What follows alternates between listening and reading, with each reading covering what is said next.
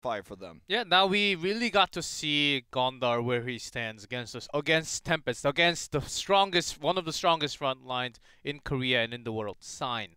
And compare Sign's Anubarak in game number 1 and compare the Anubarak play from Gondar in game number 2. Lots of differences, especially when it comes to the usage of Cocoon. That takes experience, and I think it just takes a lot of time to really get to see the timing when you have to use it on who, on depending on the situation. You could see the use of Cocoon from coming up from Sign, cocooning Uther at the perfect time, exactly to save his teammate. But Gondar, at the end, using the Cocoon onto Ariel when Ariel already used Aegis anyhow, and that was a little questionable, very late use of Cocoons all the time. Yeah, I could see what you're saying with that. The cocoon usage wasn't the best there. I do feel like his aggressive dive in the early game, too, failed a few times. We are going to Cursed Hollow for game 3. So let's focus on the future here for BlossoM and not the past of how this series has begun. And let's see what they're going to do with this now third first pick they'll be given. This is, of course, the map choice of Tempest. And they're prioritizing the Uther over everything else. The Genji, I feel like, has been a problem against them, but I don't feel like it's been specifically the reason. But if they are worried about that Genji pick, the Dragon Blades that we've seen now from 2 different players, Honkono and Lockdown, we'll see if they want to play around that, draft around that, or if they're just going to stick with what works. I feel like in the early part of Game 2, they really outdrafted Tempest, but they closed things out with the Kerrigan pick, with the Falstad. I think that's when things went wrong. Just Kerrigan only having the protection of Uther in those fights. D.Va is removing some of that CC. And also D.Va's thrusters, when she boosted in, would kind of mess up the combos and mess up everything that they were trying to do because they couldn't position perfectly well when she was diving in. They always had to consider the self-destructs coming out. We saw even a gust there at the last part of the game to gust that self-destruct away. And as we talked about, they already adapt here and first ban the Genji. I like this ban from the start. And giving respect to both Lockdown and Honkono, the entire team of Tempest, that, okay, you guys have multi-players that they can play Genji, and it's been very scary. So there's a Genji ban. They can, if Tempest do not ban Uther or Anubarak, I believe they will also keep the Tastar ban and let BlossoM take either Uther or Anubarak so they can get the other one too. But instead it's going to be Dehaka this time to take out the global. So do they take the Uther here or do they take the Anubarak? I want to see some changes. Yeah, I don't think Uther is working out too perfectly right now. It really isn't for them. Despite having heroes that paired with it. They had the Kerrigan in Game 2. They had the double support in Game 1 for the Vala. But as we move into Game 3, do you really first pick it again? Do you really latch on to this idea that hasn't been working? Or do you prioritize Gondar's Anubarak here, give him the opportunity to try to carry on this hero once more? If you give the Uther away, though, Tempest can pair that with several different heroes here as we move into Cursed Hollow. Vala, one you've already seen them use, not with an Uther, but they might try to pair that going into the second rotation. So you have to choose the stronger of 2 evils. Well, in this case, they're going to take the third of the 3 evils in Tassadar. You can make any evils with Tassadar attachment. All the shields coming in, of course. This is a very good first pick, which has always been out there, and a perfect way to actually counter that with Avatar, the global. Avatar has such a high win rate also. Yeah, I actually really think the Tassadar pick is, I don't want to say it's overstepping boundaries, but it certainly puts you, it puts you into kind of an all-in position where you have to find something for him to empower, because alone Tassadar isn't that high impact. I know everyone in Twitch chat will make jokes about his auto attacks and how strong he is right now. But when you have the Tassadar pick with nothing that pairs with it immediately, you have to think about what are you going to bring to the draft. I wouldn't even mind if they grabbed Illidan right now. Say, okay, let's take Illidan, maybe an Illidan Tyrael here. I'm starting to like the draft a little bit more. But if I don't have an answer for what Tassadar is going to be paired with in this specific rotation of the draft, I'm a little bit worried for BlossoM as to where they're going to go with this one. That's right. It's also Tempest saying if you're going to bring out Illidan, choose it now, or else we're gonna ban it or take it later. Yeah, pairs well with the Abathur too. Pairs perfectly with Abathur, and can always go with Abathur. Can always go get the tribute on this Cursed Hollow. So BlossoM decides to show what their comp is made out of right now. They bring out the Trinity with Tassadar, Ariel, and Vala. Okay, so this was the more common option. It didn't work out for them when they committed to the double support for Vala in Game 1. Well, they're going to go back to what they know here. So Arthas will be removed. With Arthas removed, I think BlossoM definitely should consider the Illidan ban here. Arthas is removed, and you could just see the Illidan Tyrael rotation here. Then you have a strong follow-up for the final support to be chosen for Tempest. Remember, Uther is still available. Imagine the draft here if that ended up being the case. I mean, it's pretty terrifying. You do sacrifice a lot of range damage if you draft that way, but we've seen North American teams do it, we've seen Korean teams do it, we've seen Tempest do it specifically, so definitely want to consider that one. Otherwise, you're looking at range DPS that you're worried about with the Vala pick here, as Li Ming has been one of the big ones. That's right. I was also thinking about Li Ming. Giving away Illidan, which may not be the best answer to ban right now. We'll just go around a little bit and ban the mage, ban Li Ming, which is one of the best lockdown heroes, so I think limiting his hero pool. Also taking out Li Ming, limiting their range damage. I think that's one of the answers you can give right now with the ban. They go for the Illidan ban instead, though. Let's see if that's the right answer that Tempest was also looking for. They also have lots of others. Well, Genji and Illidan banned from BlossoM. This is the world we're living in now. Yeah. All the dives are banned away. Well, let's see if they want to just draft now pretty standard. The Abathur can still pair with the Anubarak. Greymane and Zeratul work well for this. This is a better way to approach this, I think, than to just go into a Li Ming pick here. Tassadar can outshield her damage if the shields are placed correctly. And you have Zeratul who can threaten the backline, force early Aegises to be used, sometimes self-Aegises on Ariel when Zeratul dives the backline. That's right. You have Greymane for really fast cap clears, for the early timings on this map to pair with the tribute spawns. They both pair well, and Anubarak pairs well with Abathur, who's just so strong right now. Surprising, this will actually be the first Abathur game this season, so many things you could do with this draft. You could take the Uther as your support now. I mean, this is almost certainly will be the Uther. You could make arguments for Rhaegar for his Wolf Run and his ability to transition quickly between lanes and also help camp with Greymane, but I think it's definitely going to be the Uther. Yeah, and also because of Zeratul with the Abathur hat, it's going to be a lot more threat coming in. That's exactly why BlossoM is taking a lot of time. Asmodan! And Varian. Well, Wiz is smiling, but I think everyone else is pretty silent after this one. I can't even really tell you why the Asmodan would be picked here. The Asmodan push that you're going to see at level 1 is quite strong. You can, of course, then move across the map and do some split pushing and things like that. But into a Zeratul pick, you're not going to get much split pushing done outside the level 1 push that you're going to have on the cannon towers. Was this going to be like Twin Blades variant? Is this the comp to beat the easy AI so you can get your Overwatch skin comp? Is that what this is, G-Club? No Twin Blade, please.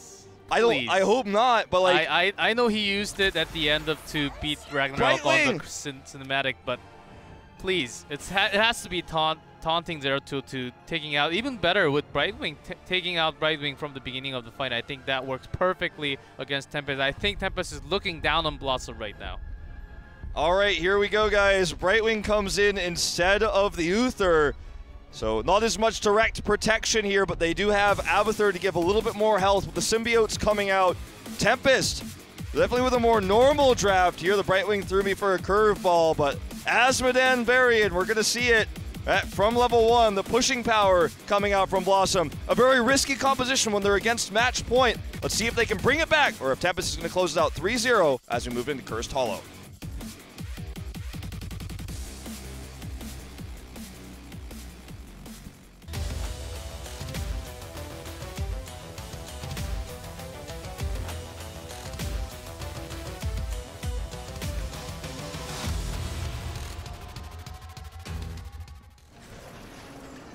In blue, Tempest, Honkono on Greymane, Hyde on Brightwing, HGC on Zeratul, Sign on Anubrak, and Lockdown on Abathur.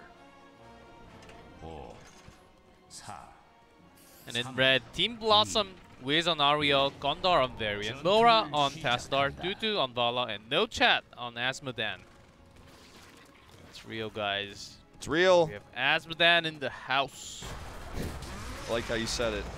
So here's the level 1 I was talking about. You can push this really hard, and there's not really much counterplay if you guess wrong to defense. You just have to kind of counter push.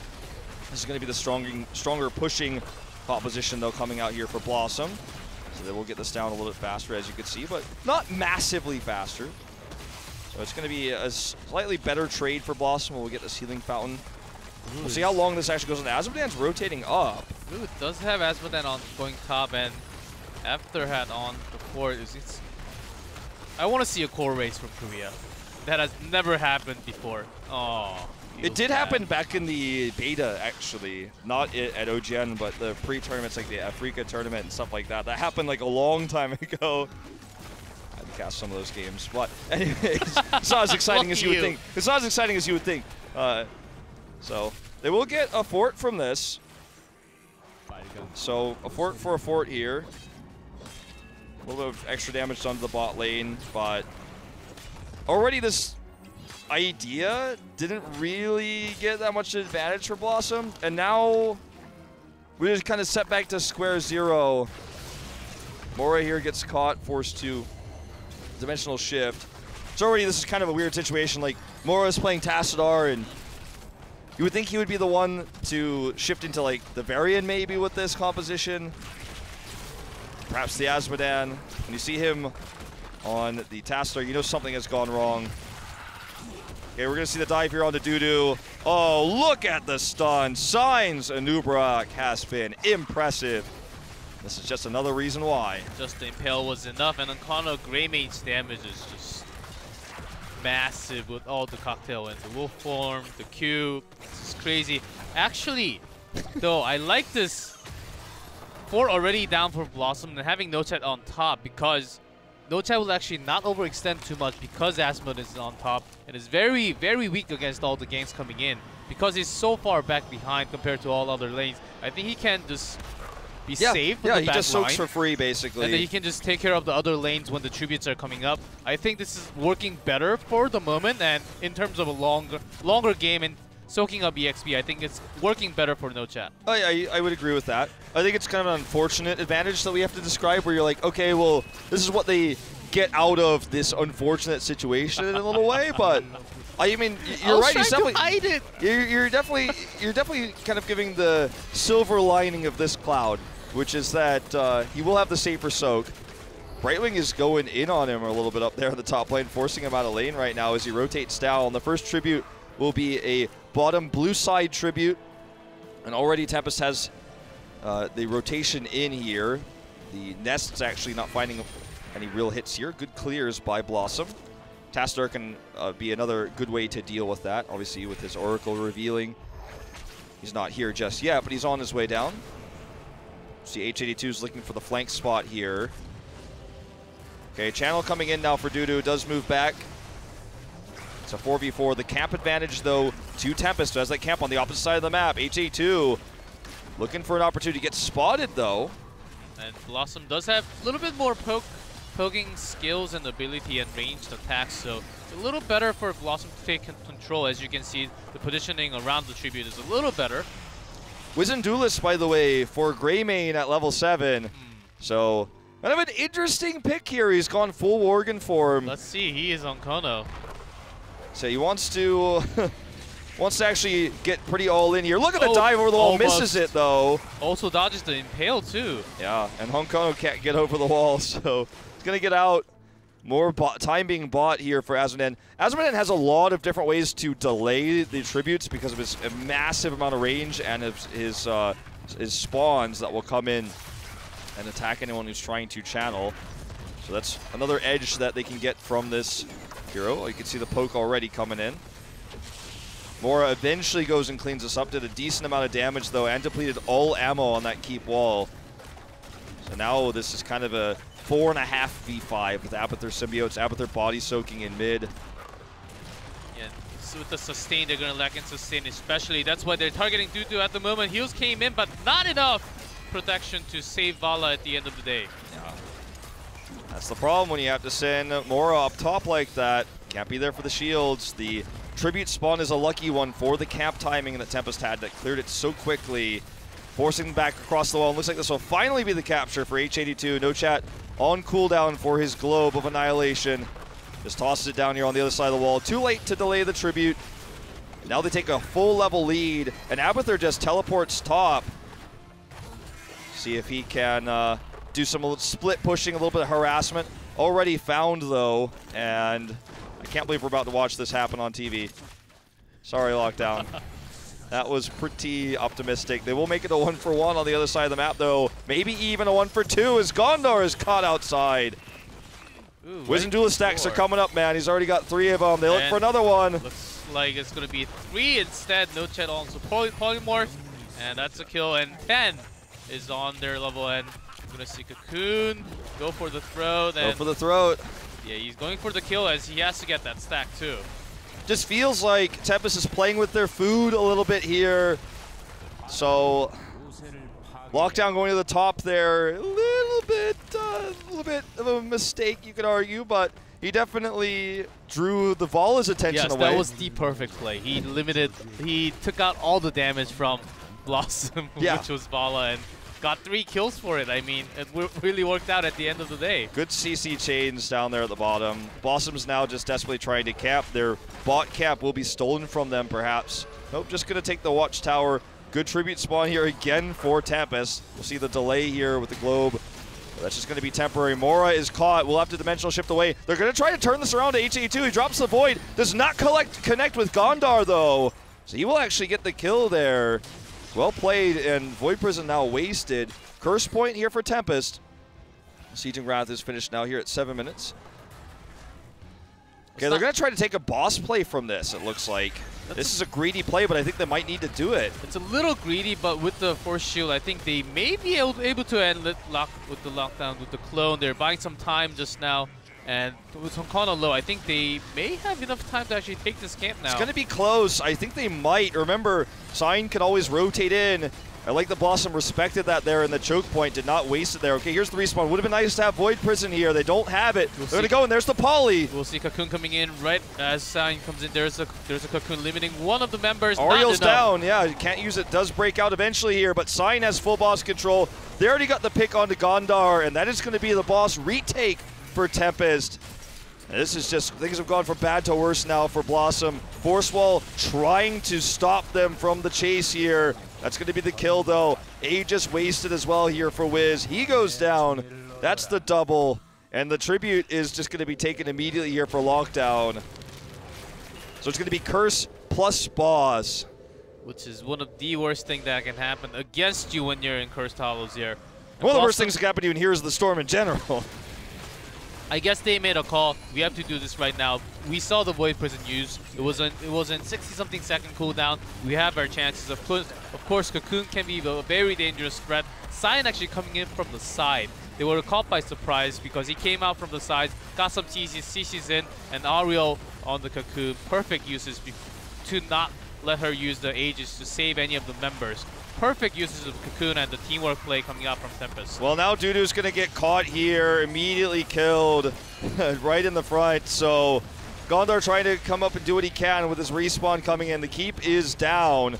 No, not really any split push going on with Abathur. Just now teleports top, who was actually just using Symbiote the entire time. Now he's getting split pushed on. Might not matter with no minions coming out here. Just barely does Mora escape, but Wiz will not be so lucky. He goes down. The shields are down on the core. Gondar's trying to do what he can to try to buy time, but it looks like their time may be up in this best of 5. The core is committed to. There's the kill on Zeratul, but that's all they're going to get. Core's going down, 5%, 2%. Sign trying to finish it off here. The shield's not enough. Oh, not enough for Sign. The last one does destroy the core at the end. And that's game 3 going for Tempest, and the match over for BlossoM tonight. They have really tried lots of things. The Vala Trinity 2 times. and some balance comp with Stitches taking away, but Tempest seems to be such a better team with mechanical plays and the macro play today. Yeah, definitely true. I do feel that Tempest felt pretty confident in that last game. Some unusual plays, like the Abathur going top there for a minute. That was rip lockdown for a second, but the draft was pretty weird on the side of BlossoM, and I can't really even try to give them the benefit of the doubt for it. It was pretty, there's lack of synergy there. The Azmodan pick can delay tributes, I could say that. They got the level 1 push, but it was countered in part by Tempest also knowing that this was going to be the case, going for their hard level 1 push. So just in general, it felt like they were really grasping at straws there at the end of the series, but you know, just their second series of the tournament. They went 0-3, or sorry, they went 3-0 yesterday. They went 0-3 today. So they kind of sell themselves at 1-1 at the 0-point indicator. So they're half and half there. But gotta say, the play from Tempest looked crisp, and I'm excited to see what they're gonna do as they go against stronger opponents moving forward. Honkono showing this flexibility on the DPSs already. You know, I was worried that after today we were gonna look at this and go, well, Honkono's just still not quite ready for DPS yet, but I was pleasantly surprised. He looks really good on going back to his old role of DPS, his first role back in 2015. And the Genji play was solid. Greymane was good. The Wisdom Duelist there was pretty amazing. So there you have it. Oh, I think he had the trust in his team. He had the trust in Hyde, his old teammate, and he's back now. He's back in, not Tempest Storm, Tempest. And H82 also fitting in perfectly with his...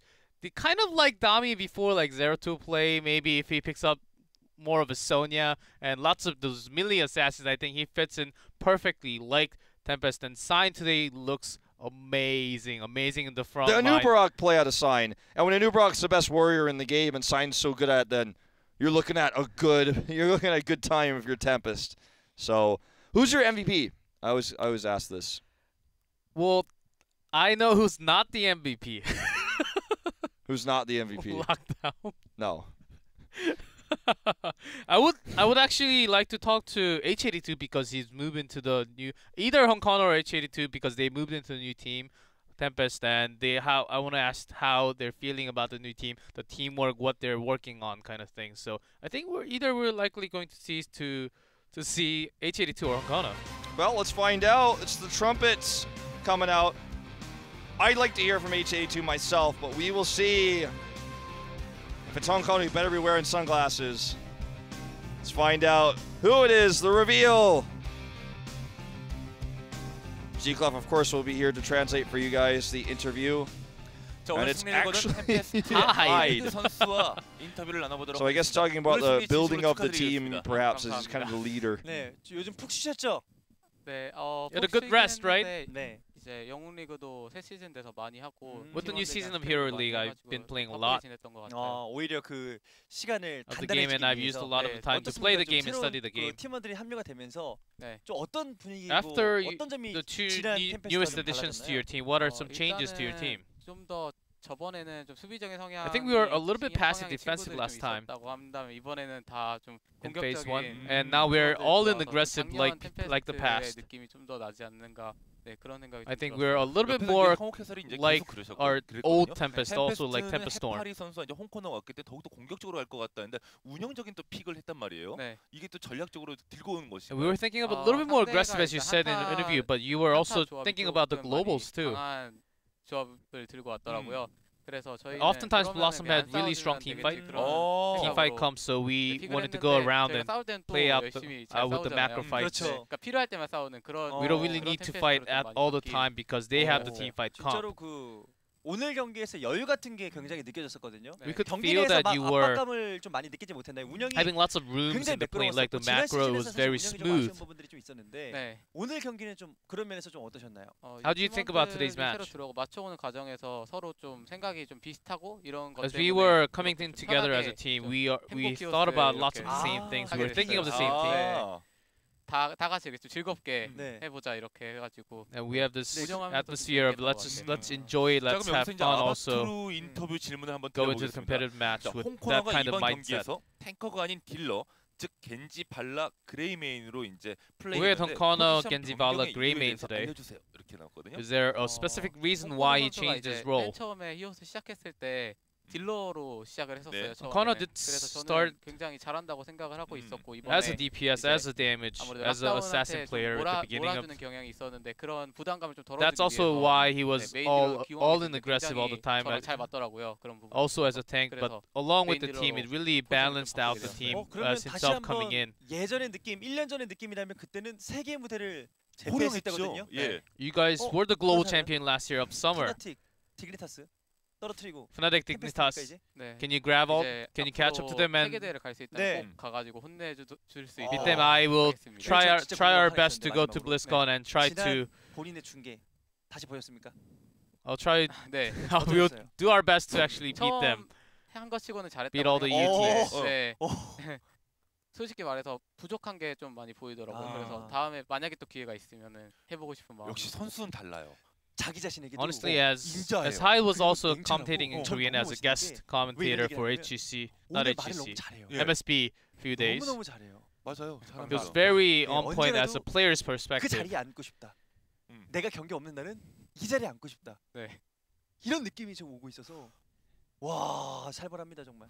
혹시 그런 생각 좀 있으시죠? 아 제가 이 자리를 온 적이 없었거든요. 저번 시즌까지 예. 네. 그 세설할 때 빼고는 예. 그래가지고 Before there 저 were 오고 싶었어요. no 한번 interviews 좀 하러. on the desk. I really wanted to come on the 그러시더라고요. desk for the Korean 자, side. 근데 그것도 온 것도 오늘 키플레이에 또 선정이 되신 거고 또 멋진 경기력을 했고 승리했는데 오늘 이제 첫 승을 거뒀는데 앞으로의 좀 각오. And not just as a commentator, you're here as a player 솔직히 now. 얘기하자면은 전승하고 해보고 싶어요. I really want to go 이제 저희 all- 해파리 선수가 좀 많이 힘들게 all winning streak, 하- no 하다가 loses 왔는데 오늘 during the 정말 season. 즐거웠다고 하더라고요. 게임하면서 네, 행복해서 한다고. H82 was 그 very 기분을 happy. He 계속 앞으로 really 느끼게 enjoyed 해보고 today's 싶어요. match. 자, 마지막으로 이제 팬들에게 한 말씀 하신다면요. Do you want to have your 이제 last 저희가 words to your 저번 fans, 시즌에는 please? 조금 안 좋은 모습으로 대회를 끝마치게 됐는데 이번 시즌에는 Well, at the 더 end of the last 단단해진 season, we were 모습, not the best, 이제 of course, 운영도 but 하고 this season, 싸움도 재밌게 잘하는 그런 템페스트. we'll have lots of fun. We'll bring you lots of exciting matches as we go through phase number 2. 감사합니다. 자, 오늘 말씀 And keep on 감사하시고 rooting for us as we will try our best. 축하드리겠습니다. 감사합니다. Thank you very much, 자, Chika, 이제 for that 그럼 오늘 첫 번째 translation. 경기 As 결과 만나보도록 we got to hear 하겠습니다. from the leader himself. So they're rebuilding, some restructuring of the team, and going to want to change their play style. Kind of led into what we were talking about. Honkono's aggressive style is coming from a DPS background, going back to perhaps what he always wanted to play there. They take the 3-0 series. Not a huge surprise over BlossoM, but I feel like there were definitely silver linings to most of what BlossoM was showing us. Gondar, again, being the main one. It was just kind of a weird draft out of them in that last game. Didn't work out, but they showed some unique strategies, some different plays a little bit today. And they had to play yesterday. Maybe they're a little bit exhausted from, having to play these matches back-to-back like that. But they lost 0-3, so that will reset their position. They're at 1-1. They'll be at the middle of the pack. Tempest, of course, will jump up to tie for first with this one.